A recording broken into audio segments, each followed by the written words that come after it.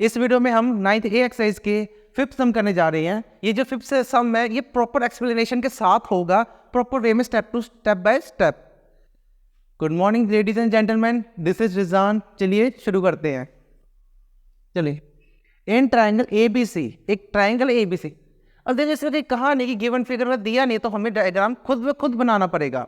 तो चलिए, in triangle A B C मैं एक ट्राइंगल बना रहा हूं, ध्यान रखना।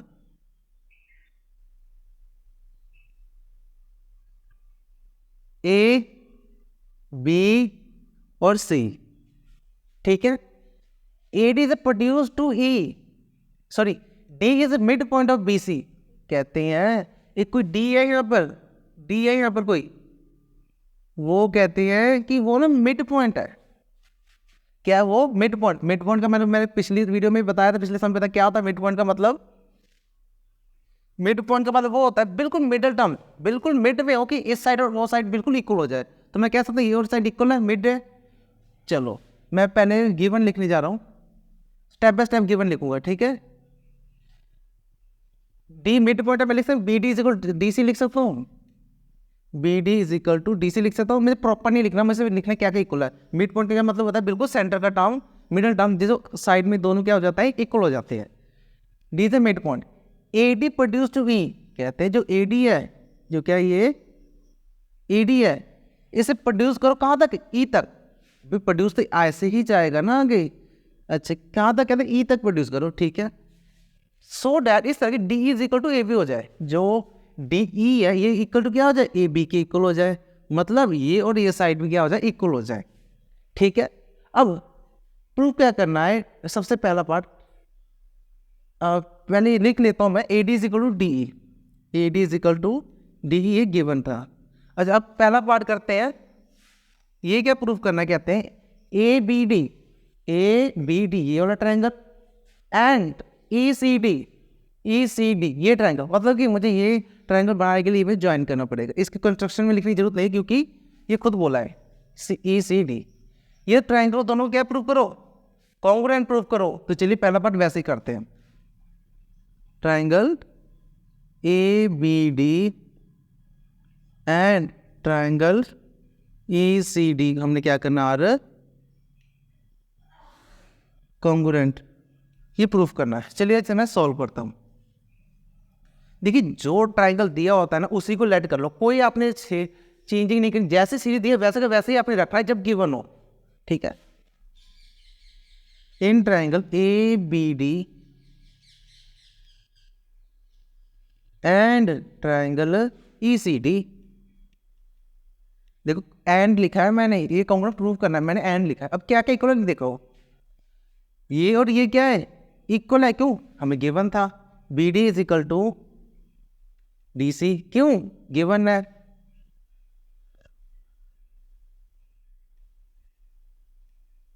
और क्या गिवन है, ये A D is equal D C, क्यों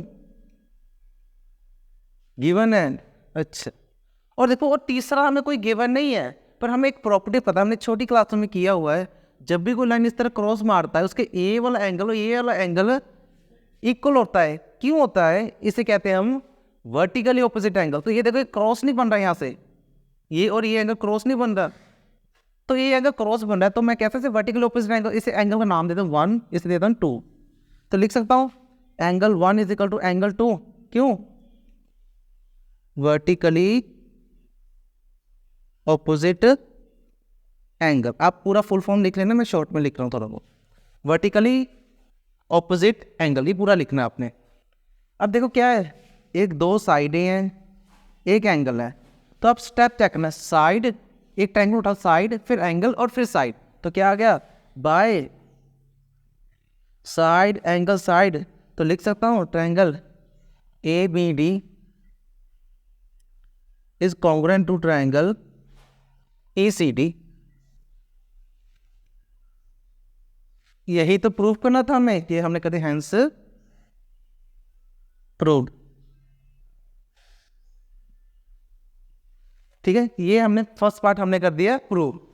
अब हम करेंगे सेकंड पार्ट। यहां पर चलो सेकंड पार्ट करेंगे हम A B is equal to A C, A B is equal to A C, A B is equal to A C. अच्छा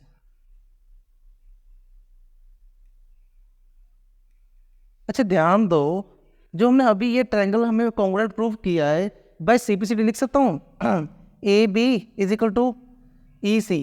पहले तो बाय सीपीसीटी हो सकता है, तो मैं सीधे पूरा प्रूफ नहीं करूँगा, मैं सीधा लिखूंगा triangle A B D is congruent to triangle E C D. अच्छा ये हमने कहाँ प्रूव किया हुआ है? Proved in first part, first part. आपको लिखना पड़ेगा, अगर समझो कि ये ना हो तो आपको क्या करना पड़ेगा, इसकी जगह आपको फिर दोबारा पूरा सॉल्व करना पड़ेगा। अगर ये आपने नहीं प्रूव किया ना ये सब, तो आपको दोबारा पूरा प्रूव करना पड़ेगा। मैं क्यों नहीं कर रहा, तो मैंने अभी यहाँ पर किया, तो मैं लिख सकता हूँ मैंने फर्स्ट पार्ट में प्रूव कर दिया है। तो बाय सीपीसीटी, सीपीसीटी लिख सकता हूँ A B equal to E सी लिख सकता हूँ, फर्स्ट दो इक्वल सीरीज में, ठीक है। A B is equal to E C हो गया, hence P R O V D proved. अब इसके बाद अब लास्ट पार्ट आ गया थर्ड। अब कहते हैं A B is parallel to E C, कहते हैं जो ए बी है ये प्रूव करना है, पैरेलल टू ई सी के प्रूव करना है। चलिए ये भी करते हैं, A B parallel to E सी, ये हमें प्रूव करना है थर्ड पार्ट। चलो इसे सॉल्व करते हैं। अच्छा एक बात बताओ, जो हमने ये ट्रायंगल प्रूव किया था कॉन्ग्रुएंट, बाय सीपीसीटी लिख सकता हूं मैं जो ए एंगल है ये ई के इक्वल है, क्योंकि फर्स्ट पार्ट और इसका फर्स्ट पार्ट है। लिख सकता है, लिख सकता है, पहले लिख लो फिर आगे बताओ क्या करना है। ट्रायंगल पे लिखना पड़ेगा A B D is congruent to triangle E C D. ये कॉन्ग्रुएंट है क्योंकि हमने पहले प्रूव कर चुके हैं, अगर नहीं किया तो आपको प्रॉपर प्रूव करना पड़ेगा। मैं इसे लिख सकता हूं प्रूव्ड इन फर्स्ट पार्ट। अच्छा ध्यान दीजिए, अगर आपने प्रूव नहीं किया तो आपको यहाँ पर पूरा दोबारा प्रूव करना पड़ेगा कॉन्ग्रुएंट। बाय सीपीसीटी लिख सकता हूँ angle A is equal to angle E लिख सकता हूँ पहला, और इसका पहला कॉरस्पॉन्डिंग ही है, angle A is equal to angle E. अच्छा देखो, कुछ हम पहले छोटी क्लासों में किया होता है, क्या किया था हमने कि अगर कोई एक दो लाइन पैरेलल है, अगर दो लाइन का उसमें कोई इंटरसेक्ट कर रहा है, कोई लाइन क्या कर रहा है इंटरसेक्ट, उसका ये और एंगल ये एंगल इक्वल होता है। कौन सी प्रॉपर्टी कहता है ये एंगल इक्वल होता है? वो कहता है अल्टरनेट इंटीरियर एंगल।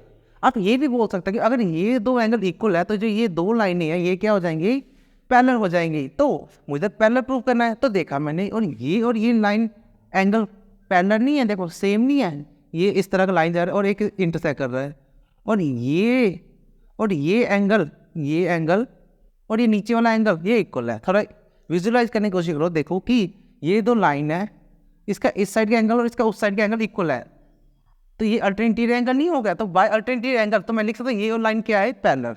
तो लिख सकता हूँ बाय अल्टरनेट इंटीरियर एंगल, ऊपर लिखा हूं A B parallel to A सी। पर ये लिखने पहले ये लिखना पड़ेगा बाय अल्टरनेट इंटीरियर एंगल, लिखोगे तभी जाके इसको माना जाएगा। यही तो हमने प्रूफ करना था। लो हैंस प्रूव्ड।